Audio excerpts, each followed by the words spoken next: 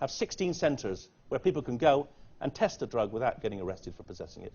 And they can then find out what they're taking, and they can also be given a piece of paper which tells them what the harms are likely to be. So people can actually have a rational approach to drugs. We suggested that. We suggested talking to the Dutch last year when I was chair of the ACMD, and the government said, we can't possibly do that. You know, crazy people. What about replacing alcohol with a safer alcohol? There's going to be a very interesting Channel 4 documentary on that coming up soon, where we actually test that hypothesis in a controlled experiment. And maybe you could make safer forms of it. If you're worried that MDMA is actually hurting people, why not make a safe MDMA? It might be possible, I don't know. But would it be allowed? If kids liked it, it would probably get banned. And then the value of the safety would probably... So there are some radical solutions. And I'll just finish then. So I was sacked. Despite what people like to say, I didn't resign. I was sacked. But I didn't give up. I've set up my own committee, the Independent Scientific Committee on Drugs.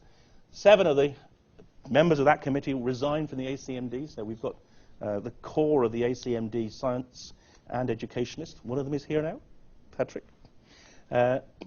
Was in a charity, the Centre for Crime and Justice Studies. We have a website which is a truly non-partisan, politically independent site telling the truth about drugs.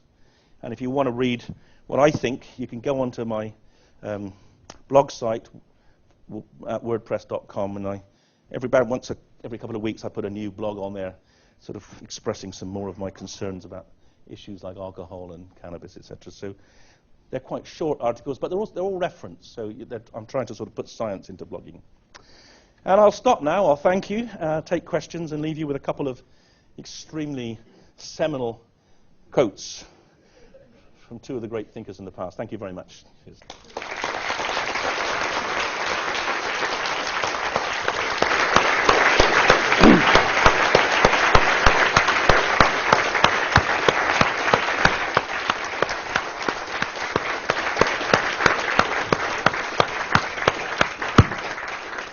Well, thank you, David. I think the size of the audience and the applause there actually reflects the interest and your entertaining, thought-provoking and factful lecture that we've given. I'm sure you'll be willing to take a few questions. We have 2 roving microphones, so please can people wait until the microphone gets to you. So there's one just by the microphone person here. Yeah, what do you think the influence is on is of vested interest as far as drug policy goes? For instance, if cannabis was legalized, anybody would be able to grow it in their own home and the government wouldn't be able to tax it for that reason. Well, I mean, actually, cannabis is interesting because yes, there is no tax currently, so there wouldn't be any particular change in terms of the government income. I mean, it's been suggested that it could be legalized specifically to increase taxation. That was one of the major arguments in favor of Proposition 19 in California. The big lobby against cannabis legalization is the alcohol industry. They're absolutely terrified. The tobacco industry is quite in favor because they've already taken out all the copyrights on all the best names, you know, Lebanese Black and that.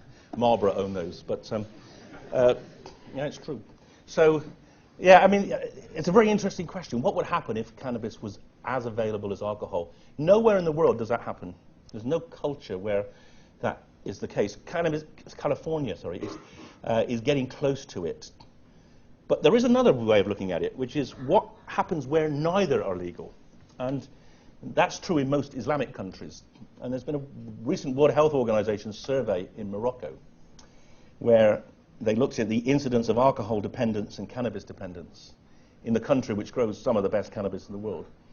And alcohol dependence in Morocco, 3.4% of the population, and cannabis dependence, 2.7%. So even when it's very easy to get, it doesn't seem to cause any more problems than alcohol.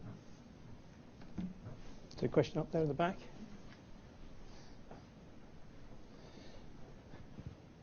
Hello there. A little bit of common experience. I have advised the government as a veterinary advisor from within the civil service, so I've had even less latitude than you to break the party line. I subsequently left and went and studied social sciences, and to my horror or surprise, discovered there that within social sciences, knowledge or truth is considered to be a very different product and formed in a very different manner from the way expert knowledge is, which is the sort of knowledge you've talked about. Now, this, I think, is the fundamental heart of the problem here, that sometimes governments want to take on board expert knowledge, sometimes they don't. Sometimes society wants to believe expert knowledge, other times it doesn't. It's the same with GM crops. The public will not believe that GM crops are safe. The public will not believe that nuclear waste is safe. Is not the problem here that the socially constructed, i.e. the publicly perceived harms, potential harms of drugs, are very, very different from what you are categorising them as, and therefore how politicians need to respond to that is to look at the socially constructed points of view? Well, I have no doubt that you're right, that there are a lot of people who don't know the meaning of the word evidence. I had an amazing conversation on Radio Northern Ireland about 2 weeks ago when we were talking about drug policy, and I was saying what I was saying about what we've done, and on the other side, this woman called Kathy Gingle was saying, well, look, my evidence is as good as his. My evidence is what I feel. And I suppose fundamentally it reflects the fact that there's this huge problem with scientific ignorance in this country. People just do not understand what the nature of evidence is. And you know, we have to work continuously to make sure that the facts, as I would see them, are out there. And eventually it'll cave in. I think the media, this is fun for them. I don't actually think the newspapers really care either way, but they just know this is a wonderful a rod with which to beat the government. They just stir cannabis in air.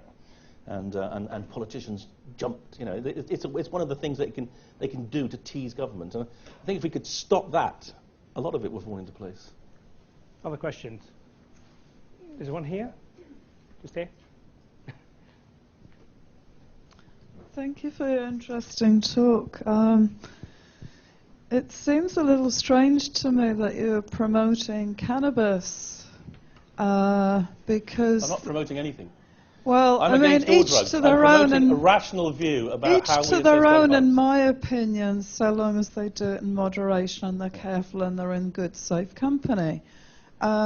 I just wondered why you've chosen cannabis, because the next stage for a lot of kids would be that psychiatry would get a hold of them once they've explored spiritual aspects of their brain or whatever. Psychiatry would distort that into a lifelong psychiatric condition, wouldn't it?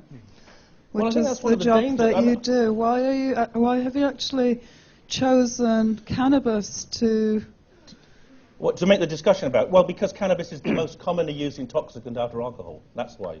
And that's why we have to have that debate, because we are criminalising more and more young people. I mean, you literally, in London tube stations, there would be police with sniffer dogs at the top of the escalators, and they would sniff people who were just going home from work or from college, and they'd sniff them, and they'd find cannabis, and then they'd take them away. And that was filling the need for the police to achieve targets, but it was criminalising a lot of young people for absolutely no reason whatsoever. Yeah? Sorry, it was just... You better let other people speak, because... In your bar chart of illnesses, it was actually psychiatry that takes up most of the cost of the government. No, that's not true. To That's heal absolutely people. not true. And one of the really... I haven't had time to decompose all the data, but the damage that alcohol does to families, the hidden damage in terms of spousal abuse, in terms of child abuse, in terms of child neglect, is enormous. And the ACMD reviewed that very, very systematically twice.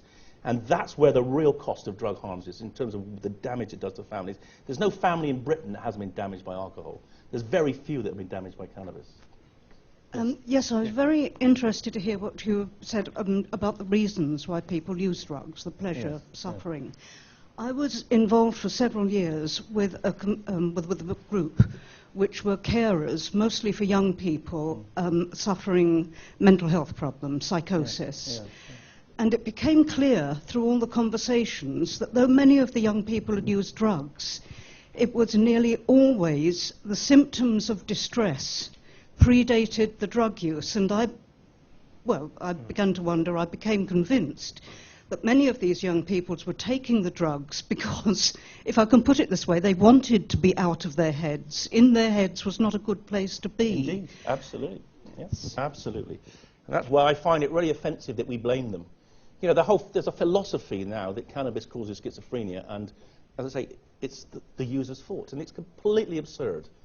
The reason it happened, of course, is that we know so little about what causes schizophrenia that people will cling on to the tiniest straw. There's a question up here. In the wake of the evidence that you've just provided, why do you not support the legalization of all drugs? Well, because what I've shown you is that alcohol's legal and it's the most damaging. Why is it the most damaging? It's the most damaging because it's the most widely used. So legalization, if drugs were freely marketed, then we would have more problems, I'm pretty sure. But if legal, so there's some kind of halfway house where, as I've said, I believe in decriminalizing personal use, which some people would say is legalizing, but it's decriminalizing. And I think we should allow some kind of regulated access to drugs that are less harmful than alcohol. That's my approach. But I don't think a free market in drugs would be, well, I'm sure it would be more dangerous. We've got a question down here. Yeah. What drugs have you done, and what's your favourite? Well, I'm going to disappoint you. I've done very little. I mean, I've never been a smoker. My favourite drug is alcohol, and I try to moderate what I take there. I did a little bit of cannabis, a little bit of speed when I was younger, but I'm not very drug experienced.